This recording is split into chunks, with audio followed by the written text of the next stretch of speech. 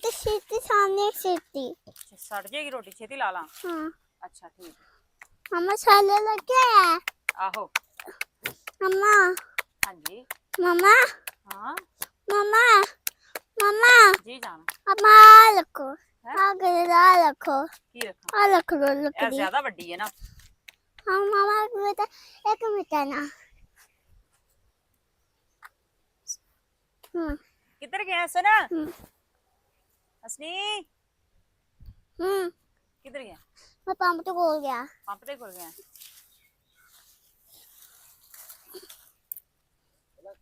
चल ले आ रहा। हेलो इधर ले आ। तोड़ के भी दे ना, इंजी तो रखी है तोड़ भी इन्हां नू।